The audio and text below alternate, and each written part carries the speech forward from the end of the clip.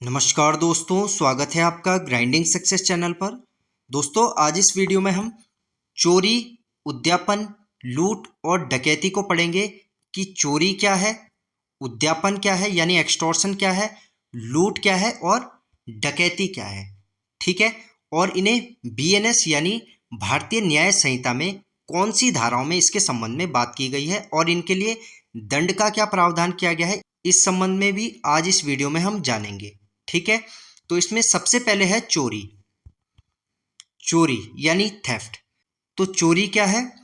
यदि कोई व्यक्ति किसी अन्य व्यक्ति के कब्जे में मौजूद चल संपत्ति को उसकी सहमति के बिना बेईमानी के इरादे से अपने कब्जे में लेने के लिए उस संपत्ति को हटाता है तो वह चोरी करता है। ठीक है। यदि कोई व्यक्ति किसी अन्य व्यक्ति के कब्जे में मौजूद चल संपत्ति को यानी मूवेबल प्रॉपर्टी को उस व्यक्ति की सहमति के बिना और बेईमानी के इरादे से अपने कब्जे में लेने के लिए उस संपत्ति को हटाता है तो कहा जाएगा कि वह चोरी करता है। ठीक है। यह हो गई दोस्तों चोरी की परिभाषा। इसमें आगे देखते हैं। भारतीय न्याय संहिता की धारा 303 में चोरी के संबंध में बताया गया है। तो जो चोरी है, जो थेफ्ट है, इसे बीएनएस यानी भारतीय न्याय संहिता की धारा 303 में इसके संबंध में बात की गई है, इसके बारे में बताया गया है। ठीक है। इसको भी आपने ध्यान रखना है कि बीएनएस की धारा 303 में चोरी के संबंध में बात की गई है। इसको एग्जाम्पल से समझते हैं। जैसे इसके एग्जाम्पल है, ए अपने दोस्त बी के घर गया। ए ने देखा कि मेज पर 50,000 रुपये रखे हैं। ए ने चुपचाप पैसे उठाए और जेब में रखकर बाहर निकल गया। तो ये क्या करता है? ए चोरी करता है। ए नाम का यह व्यक्ति है, यह अपने दोस्त बी के घर गया। इसने क्या देखा कि बी के घर में एक मेज है, उस पर 50,000 रुपये रखे हैं। ए ने चुपचाप पैसे उठाए बिना बी की सहमति के और जेब में रखकर चला गया। तो यह क्या कहलाएगा दोस्तों? यह चोरी कहलाएगा, क्योंकि 50,000 रुपये ये थे रखे हुए। बिना बी की सहमति के उसकी चल संपत्ति को उसके कब्जे से हटाकर ए ने अपने कब्जे में ले लिया और उसे जेब में रखकर चला गया। तो यह क्या कहलाएगा? यही है दोस्तों चोरी। ठीक है।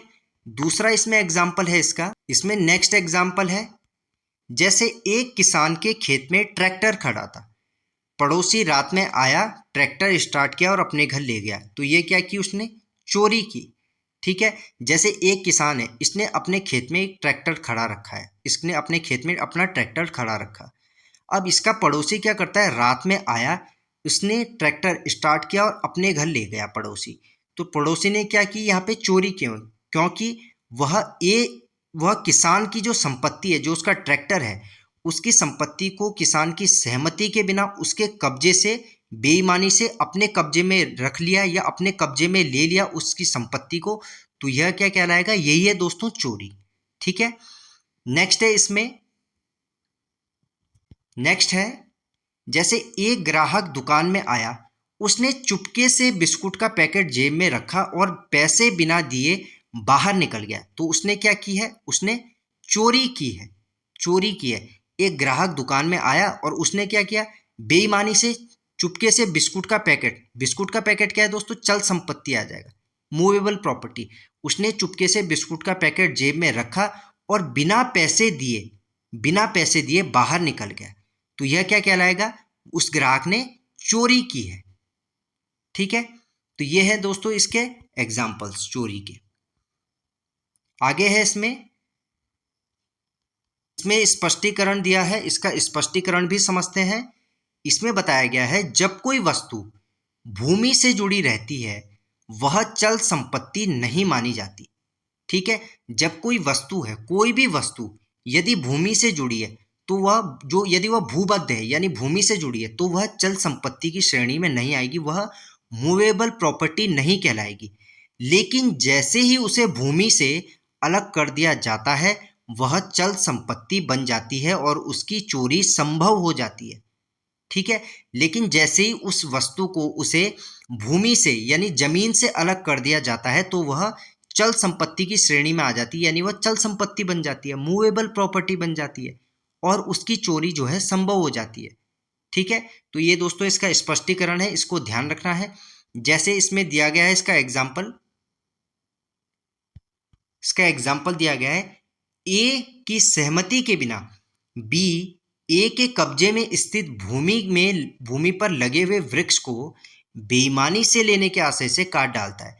जैसे ही बी उस वृक्ष को इस प्रकार लेने के लिए भूमि से पृथक करता है तो उसी क्षण उसने चोरी की। ठीक है, जैसे इसमें ए और बी नाम के दो व्यक्ति हैं। ए की सहमति के बिना यह बी नाम का व्यक्ति ए के कब्जे में जो जमीन है, इसकी जमीन पर जो है एक वृक्ष लगा है, एक पेड़ लगा हुआ है। अब बी नाम का व्यक्ति क्या करता है, इसे बेईमानी से लेने के आशय से इसके पेड़ को जो है, जो इसकी संपत्ति में, ए नाम के व्यक्ति की संपत्ति में जो ये पेड़ लगा है, इस पेड़ को काट डालता है, इसे बेईमानी से लेने के आशय से। ठीक है, जैसे ही ये बी नाम का व्यक्ति उस वृक्ष को इस प्रकार लेने के लिए भूमि से अलग करता है, भूमि से पृथक करता है, तो उसी समय यह मूवेबल प्रॉपर्टी बन जाएगा, यानी चल संपत्ति की श्रेणी में आ जाएगा। तो कहा जाएगा कि उसी क्षण उसने चोरी की है। जैसे ही बी ने उसे जमीन से काटा और उसे चल संपत्ति में परिवर्तित कर दिया, तो यह उसका बेईमानी से लेने के आशय से जो उसने पेड़ काटा था, तो कहा जाएगा कि उसने चोरी की है।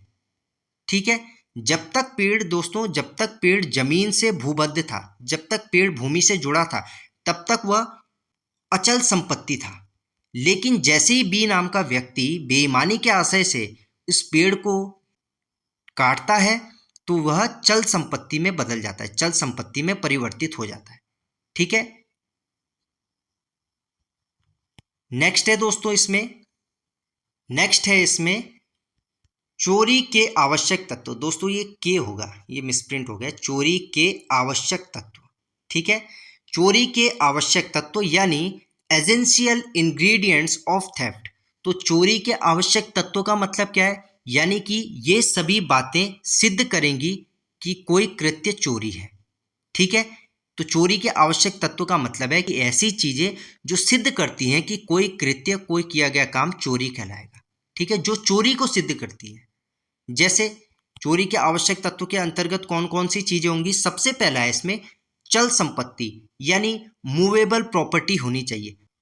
तो चोरी सिद्ध होने के लिए या चोरी के लिए सबसे पहले चल संपत्ति का होना आवश्यक है, यानी मूवेबल प्रॉपर्टी होनी चाहिए। दूसरा है इसमें संपत्ति किसी अन्य व्यक्ति के कब्जे यानी उसके पोजेशन में होनी चाहिए। तीसरा है इसमें संपत्ति बिना सहमति यानी विदाउट कंसेंट के ली जानी चाहिए, तभी चोरी मानी जाएगी। और संपत्ति को हटाया यानी मूविंग ऑफ प्रॉपर्टी किया जाना चाहिए, तो ही कहा जाएगा कि चोरी की गई है या चोरी हुई है। ठीक है, तो ये दोस्तों चोरी के आवश्यक तत्व हैं जो सिद्ध करते हैं चोरी को। चल संपत्ति होनी चाहिए, संपत्ति किसी अन्य व्यक्ति के कब्जे में होनी चाहिए, और संपत्ति उस व्यक्ति की जिसके कब्जे में वह संपत्ति है उसकी सहमति के बिना ली जानी चाहिए, और संपत्ति को हटाया यानी मूविंग ऑफ प्रॉपर्टी किया जाना चाहिए। ठीक है, तो ये चार इंपॉर्टेंट बातें हैं जो चोरी को सिद्ध करती है। नेक्स्ट है दोस्तों, अब है इसमें दंड यानी पनिशमेंट। तो चोरी के लिए दंड का क्या प्रावधान किया गया है यह भी समझते हैं। जो कोई चोरी करता है वह दोनों में से किसी भांति के कारावास से, अब सबसे पहले समझिए दोस्तों, किसी भांति के कारावास से का मतलब यहाँ पे क्या है। किसी भांति के कारावास से का मतलब है या तो सादा कारावास या कठोर कारावास। जैसा हमने दंड वाले चैप्टर में भी पढ़ा है कि कारावास, किसी भांति के कारावास से का मतलब होगा दोस्तों या तो सादा कारावास या कठोर कारावास। ठीक है, तो जो कोई चोरी करता है वह दोनों में से किसी भांति के कारावास से, जिसकी अवधि कितनी 3 वर्ष तक की हो सकेगी, या जुर्माने से या दोनों से दंडित किया जाएगा। ठीक है, तो यह है दोस्तों चोरी के लिए दंड का प्रावधान, चोरी के लिए दंड का प्रावधान। ठीक है, नेक्स्ट है इसमें, नेक्स्ट है उद्यापन यानी एक्सटॉर्शन। उद्यापन क्या है, जब कोई व्यक्ति किसी अन्य व्यक्ति को स्वयं उसे उसके किसी परिजन या किसी अन्य व्यक्ति को क्षति पहुंचाने के भय में डालकर उससे बेईमानी से उससे कोई संपत्ति, मूल्यवान प्रतिभूति यानी वैल्यूएबल सिक्योरिटी या कोई हस्ताक्षरित या मुद्रांकित ऐसा दस्तावेज, ऐसा डॉक्यूमेंट प्राप्त कर ले जिसे बाद में वह मूल्यवान प्रतिभूति में परिवर्तित किया जा सकता हो, तब वह उद्दापन यानी एक्सटॉर्शन करता है। ठीक है, तो यह है दोस्तों एक्सटॉर्शन की परिभाषा यानी उद्दापन, कि जब कोई व्यक्ति किसी अन्य व्यक्ति को स्वयं उसे या उसके किसी परिजन को या किसी अन्य व्यक्ति को क्षति पहुंचाने के भय में डालकर उनसे बेईमानी से कोई संपत्ति, कोई मूल्यवान प्रतिभूति या कोई ऐसी हस्ताक्षरित या मुद्रांकित ऐसा कोई भी डॉक्यूमेंट यानी दस्तावेज प्राप्त कर लेता है जिसे बाद में वो क्या है मूल्यवान प्रतिभूति में परिवर्तित करा सके, तब वह उद्यापन करता है यानी एक्सटॉर्शन करता है। ठीक है, जैसे दोस्तों कोई भी ए नाम का व्यक्ति है, बी नाम के व्यक्ति को डराता है, इसे धमकाता है या इसे यह बोलता है कि मैं तुझे मार दूंगा या तेरे किसी परिवार वाले को मार दूंगा, और बेईमानी से इससे इसकी कोई संपत्ति, कोई भी ऐसी वैल्यूएबल सिक्योरिटी, कोई भी हस्ताक्षरित या मुद्रांकित ऐसा कोई भी डॉक्यूमेंट इससे वसूल ले, तो तब कहा जाएगा कि ए ने यहाँ पे एक्सटॉर्शन किया है यानी उद्यापन किया है बी का। ठीक है, तो दोस्तों ये इसकी परिभाषा हो गई। इसका एग्जाम्पल से समझते हैं इसको। इसका एग्जाम्पल है, जैसे एक्स वाई से कहता है अगर तुमने मुझे 50,000 रुपये नहीं दिए तो मैं तुम्हारे बेटे को जान से मार दूंगा। डर के कारण वाई जो है एक्स को 50,000 रुपये दे देता है, यह उद्दापन यानी एक्सटॉर्शन है। ठीक है, जैसे दोस्तों एक्स और वाई नाम के दो व्यक्ति हैं, एक्स नाम का व्यक्ति वाई नाम के व्यक्ति से कहता है अगर तुमने मुझे 50,000 रुपये नहीं दिए तो मैं तुम्हारे बेटे को जो है जान से मार दूंगा। अब डर के कारण क्या होता है कि ये वाई नाम का व्यक्ति इस एक्स नाम वाले व्यक्ति को 50,000 रुपये दे देता है। तो यही है दोस्तों एक्सटॉर्शन यानी उद्यापन, उगाही। ठीक है, तो इसे बोलते हैं एक्सटॉर्शन। नेक्स्ट है जैसे ए बी को धमकी देता है अगर तुमने अपनी जमीन के कागजों पर हस्ताक्षर नहीं किए तो मैं तुम्हारी निजी फोटो वायरल कर दूंगा। डर के कारण बी हस्ताक्षर कर देता है, तो इसे ही कहेंगे दोस्तों एक्सटॉर्शन यानी उगाही यानी उद्दापन। ठीक है, जैसे ए और ये बी है, ए नाम का व्यक्ति इस बी नाम के व्यक्ति को धमकी देता है कि अगर तुमने अपनी जमीन के कागजों पर हस्ताक्षर नहीं किए तो मैं तुम्हारी जो है निजी फोटो वायरल कर दूंगा, यानी कोई भी प्राइवेट फोटो है उसे वायरल कर दूंगा। अब बी नाम का व्यक्ति डर के कारण जो है हस्ताक्षर कर देता है उन कागजों पे, उन डॉक्यूमेंट्स पे, तो कहा जाएगा कि ए ने बी का एक्सटॉर्शन किया है। ठीक है, तो इसे ही कहेंगे दोस्तों उद्दापन, उद्दापन। आगे है इसमें भारतीय न्याय संहिता की धारा 308 में उद्दापन के संबंध में बताया गया है। तो जो बीएनएस है, भारतीय न्याय संहिता की धारा 308 में उद्दापन के संबंध में बात की गई है, उद्दापन के बारे में बताया गया है, यानी एक्सटॉर्शन के बारे में बताया गया है धारा 308 में, जो है बीएनएस की धारा 308। ठीक है, नेक्स्ट है इसमें, अब है इसमें दंड, दंड यानी पनिशमेंट। तो एक्सटॉर्शन के लिए दंड का क्या प्रावधान किया गया है, एक्सटॉर्शन के लिए क्या दंड है, तो जो कोई उद्दापन करता है यानी जो कोई एक्सटॉर्शन करता है वह दोनों में से किसी भांति के कारावास से, किसी भांति के कारावास से दोस्तों मैंने आपको अभी ऊपर भी बताया है कि या तो सादा कारावास या कठोर कारावास, तो किसी भांति के कारावास से जिसकी अवधि 7 वर्ष तक की हो सकेगी या जुर्माने से या दोनों से दंडित किया जाएगा। ठीक है, तो यह है दंड का प्रावधान एक्सटॉर्शन के लिए, एक्सटॉर्शन के लिए। ठीक है, नेक्स्ट है इसमें, अब नेक्स्ट है लूट यानी रॉबरी। तो लूट क्या है, रॉबरी किसे कहते हैं, इसे समझते हैं।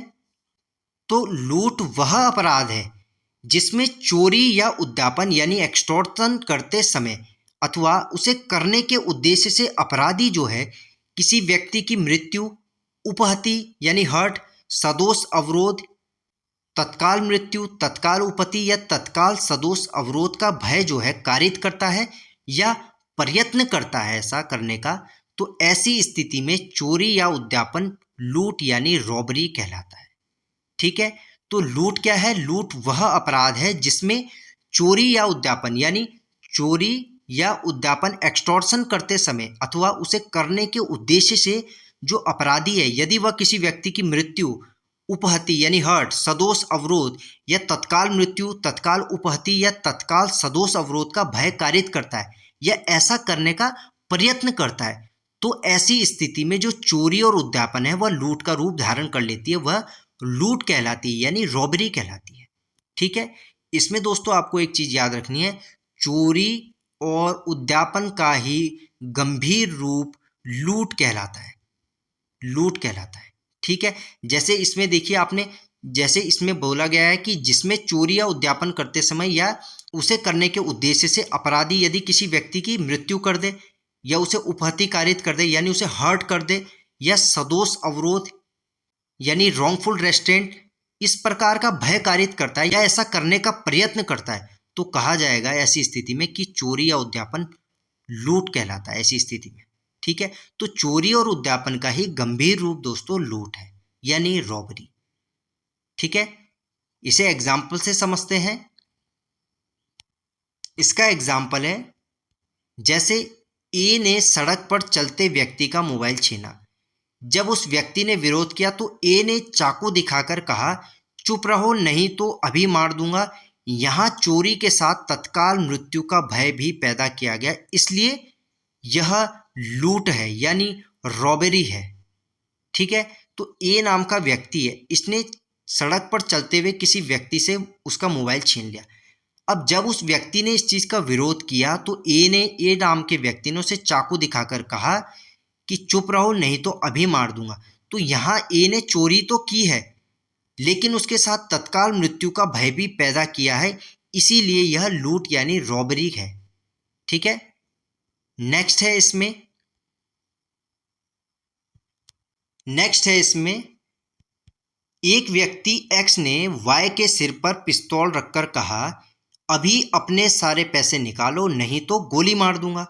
अब डर के कारण इस वाई नाम के व्यक्ति ने तुरंत पैसे दे दिए, तो यह उद्यापन यानी एक्सटॉर्शन द्वारा की गई लूट है। ठीक है, जैसे एक्स नाम का ये व्यक्ति है और ये वाई नाम का व्यक्ति है। अब ये एक्स नाम का व्यक्ति इस वाई नाम के व्यक्ति के सिर पर पिस्तौल रखकर इसे कहता है, अभी अपने सारे पैसे निकालो नहीं तो मार दूंगा।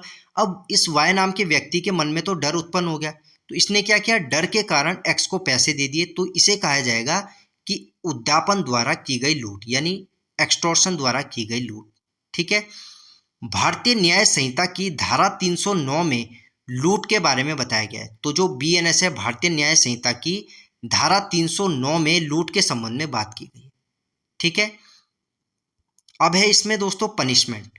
लूट के लिए पनिशमेंट यानी दंड का क्या प्रावधान है, तो इसमें दंड दिया गया है यानी पनिशमेंट, जो कोई लूट करता है वह कठिन कारावास से जिसकी अवधि 10 वर्ष तक की हो सकेगी, इससे दंडित किया जाएगा और जुर्माने से भी दंडनीय होगा। तो जो कोई लूट करता है, जो कोई रॉबरी करता है, वह कठिन कारावास से जिसकी अवधि 10 वर्ष तक की हो सकेगी, इससे दंडित किया जाएगा और जुर्माने का भी दायी होगा। ठीक है, दूसरा है इसमें ही दिया गया है, यदि लूट राजमार्ग पर सूर्यास्त के बाद और सूर्योदय के पहले की जाए तो कारावास 14 वर्षों तक का हो सकेगा। ठीक है, तो यदि लूट राजमार्ग पर, यदि लूट हाईवे पर, किसी हाईवे पर सूर्यास्त के बाद और सूर्योदय के पहले की जाए तो कारावास जो है 14 वर्ष तक का हो सकेगा। ठीक है, नेक्स्ट है इसमें डकैती यानी डेकॉइटी। तो डकैती क्या है, जब 5 या 5 से अधिक व्यक्ति मिलकर लूट करते हैं यानी रॉबरी करते हैं या लूट करने का प्रयास करते हैं अथवा लूट करने वाले व्यक्तियों की सहायता के लिए उपस्थित रहते हैं, तो ऐसा अपराध डकैती कहलाता है। ठीक है, तो जब 5 या 5 से अधिक व्यक्ति मिलकर लूट करते हैं या लूट करने का प्रयास करते हैं अथवा जो लूट करने वाले व्यक्ति हैं उनकी सहायता के लिए यदि वहाँ पे उपस्थित रहते हैं, तो इस प्रकार का जो अपराध है वह डकैती कहलाएगा यानी डकॉइटी कहलाएगा। ठीक है, तो डकैती में दोस्तों 5 या 5 से अधिक व्यक्ति होने चाहिए। ठीक है, इसमें आगे देखते हैं, इसको एग्जाम्पल से समझते हैं। इसका एग्जाम्पल है, जैसे A, B, C, D और E ये 5 व्यक्ति हैं, ABCDE। ये 5 व्यक्ति हथियार लेकर एक ज्वेलरी शॉप में या ज्वेलरी की दुकान में घुसते हैं और सोना लूट लेते हैं। तो इन्होंने क्या किया, इन्होंने डकैती की है, डकैती की है। अब कैसे पहचानोगे दोस्तों डकैती की है, क्योंकि जब 5 या 5 से अधिक व्यक्ति, तो कम से कम 5 व्यक्ति होने चाहिए डकैती होने के लिए। तो ABCD और E ये 5 व्यक्ति हो गए। तो जब ये 5 व्यक्ति हथियार लेकर एक ज्वेलरी की दुकान में घुसते हैं और सोना लूट लेते हैं तो इसे कहेंगे कि डकैती हुई है। ठीक है। दूसरा है दोस्तों इसमें, दूसरा है इसमें 5 व्यक्ति एक ज्वेलरी शॉप में घुसते हैं, 4 लोग सामान लूटते हैं और 5वां व्यक्ति बाहर खड़ा होकर निगरानी करता है ताकि कोई पुलिस को सूचना न दे। तो यह भी डकैती है, क्योंकि 5वां व्यक्ति भी लूट करने वालों की सहायता के लिए उपस्थित है। ठीक है। जैसा दोस्तों देखिए हमने इसकी परिभाषा में देखा, इसकी डेफिनेशन में देखा कि जब 5 या 5 से अधिक व्यक्ति मिलकर लूट करते हैं या लूट करने का प्रयास कर रहे हैं अथवा लूट करने वाले व्यक्तियों की सहायता के लिए उपस्थित रहते हैं, उनकी हेल्प के लिए, तो इस प्रकार का अपराध डकैती कहलाता है। ठीक है। तो वैसे ही यहाँ पर बताया गया है कि जब 5 व्यक्ति एक ज्वेलरी शॉप में घुसते हैं, 4 लोग तो सामान लूटते हैं और जो 5वां व्यक्ति है वो बाहर खड़ा होकर निगरानी कर रहा है कि कोई पुलिस को सूचना न दे दे, तो ये भी डकैती की श्रेणी में आएगा, ये भी डकैती कहलाएगा, क्योंकि जो 5वां व्यक्ति है वह भी लूट करने वालों की सहायता के लिए उपस्थित है, तो वह भी उसमें शामिल होगा क्योंकि वह उनकी हेल्प करने के लिए वहां उपस्थित है, वहां प्रेजेंट है। ठीक है। नेक्स्ट है इसमें दोस्तों एक नोट है, इसको ध्यान रखना है कि डकैती में आवश्यक नहीं है कि सभी व्यक्ति स्वयं लूट करें। यदि कोई व्यक्ति केवल लूट करने वालों की सहायता के लिए वहां मौजूद है तब भी उसे डकैती में गिना जाएगा। ठीक है। तो दोस्तों डकैती में यह आवश्यक नहीं है कि सभी व्यक्ति लूट करें। जैसा दोस्तों हमने ऊपर अभी एग्जाम्पल में देखा कि जैसे इसमें बताया गया है कि 4 लोग तो 5 लोग किसी ज्वेलरी शॉप में घुसे, अब 4 लोग सामान लूट रहे हैं और एक जो 5वां व्यक्ति है यह बाहर खड़ा होकर निगरानी कर रहा है, तो यह भी डकैती कहलाएगा क्योंकि यह लूट करने वालों के साथ ही तो है। वैसा ही दोस्तों इसमें नोट में बताया गया है कि डकैती में आवश्यक नहीं है कि सभी व्यक्ति लूट करें, स्वयं लूट करें। यदि कोई व्यक्ति केवल लूट करने वालों की सहायता के लिए वहां मौजूद है तब भी वह उसे डकैती में गिना जाएगा कि यह भी डकैती में शामिल था या यह भी डकैती में शामिल है। ठीक है। इस बात को आपने ध्यान रखना है, यह नोट है। अब देखते हैं दोस्तों इसका पनिशमेंट। अब है इसमें दंड यानी पनिशमेंट। तो दंड के लिए क्या प्रावधान किया गया है डकैती के संबंध में, तो डकैती के लिए दंड का क्या प्रावधान है, जो कोई डकैती करता है वह आजीवन कारावास से या कठिन कारावास से जिसकी अवधि 10 वर्ष तक की हो सकेगी, इससे दंडित किया जाएगा और जुर्माने का भी दायी होगा, यानी वह जुर्माने के लिए भी लायबल होगा। ठीक है। तो जो कोई डकैती करता है वह आजीवन कारावास से या कठिन कारावास से जिसकी अवधि कितनी 10 वर्ष तक की बताई गई है, 10 साल तक की हो सकेगी, इससे दंडित किया जाएगा और जुर्माने का भी दायी होगा, यानी जुर्माने के लिए भी वो लायबल होगा। ठीक है। आगे इसमें दिया गया है यदि ऐसे 5 या अधिक व्यक्तियों में से जो संयुक्त होकर डकैती कर रहे हो, कोई एक व्यक्ति डकैती करते समय यदि हत्या कर देता है तो उन व्यक्तियों में से जो प्रत्येक व्यक्ति है वह मृत्यु से, आजीवन कारावास से, कठिन कारावास से जिसकी अवधि 10 वर्ष से कम की नहीं होगी, इससे दंडित किया जाएगा और जुर्माने का भी दायी होगा, यानी जुर्माना देने के लिए भी वह लायबल होगा। ठीक है। तो इस पॉइंट को भी दोस्तों आपने याद रखना है। यदि ऐसे 5 या अधिक व्यक्तियों में से जो संयुक्त होकर लूट डकैती कर रहे हैं, यदि उनमें से कोई व्यक्ति डकैती करते समय किसी की हत्या कर देता है तो उन व्यक्तियों में से जो प्रत्येक व्यक्ति है, तो उन व्यक्तियों में से प्रत्येक व्यक्ति मृत्यु से, आजीवन कारावास से, कठिन कारावास से जिसकी अवधि 10 वर्ष से कम की नहीं होगी, इससे दंडित किया जाएगा और जुर्माने का भी दायी होगा। ठीक है। जैसे दोस्तों 5 लोग हैं, ये डकैती कर रहे हैं, इनमें से एक आदमी क्या है, डकैती करते समय किसी की हत्या कर देता है, तो इन पांचों में से प्रत्येक व्यक्ति इस सजा से मृत्यु, आजीवन कारावास, कठिन कारावास जो 10 वर्ष से कम का नहीं होगा, इससे दंडित होगा और जुर्माने का भी दायी होगा, उसे जुर्माना भी देना होगा। ठीक है, नेक्स्ट है दोस्तों, इसमें एक और पॉइंट है, जो कोई डकैती करने के लिए कोई तैयारी करता है वह कठिन कारावास से जिसकी अवधि 10 वर्ष तक की हो सकेगी और जुर्माने से दंडित किया जाएगा। ठीक है, तो जो कोई डकैती करने के लिए तैयारी करता है, जो कोई डकैती करने के लिए तैयारी करता है वह कठिन कारावास से जिसकी अवधि कितनी है, 10 साल, 10 वर्ष तक की जिसकी अवधि हो सकेगी और जुर्माने से दंडित किया जाएगा और जुर्माना भी उसे देना पड़ेगा। ठीक है, इसमें दोस्तों एक पॉइंट आपको याद रखना है, डकैती को बीएनएस यानी भारतीय न्याय संहिता की धारा 310 में बताया गया है, धारा 310 में बताया गया है। ठीक है, तो जो बीएनएस की धारा 310 है इसमें डकैती के संबंध में बात की गई है, डकैती के संबंध में। ठीक है, इस पॉइंट को भी आपने ध्यान रखना है। तो बीएनएस में, भारतीय न्याय संहिता में डकैती को धारा 310 में बताया गया है। ठीक है, तो दोस्तों ये था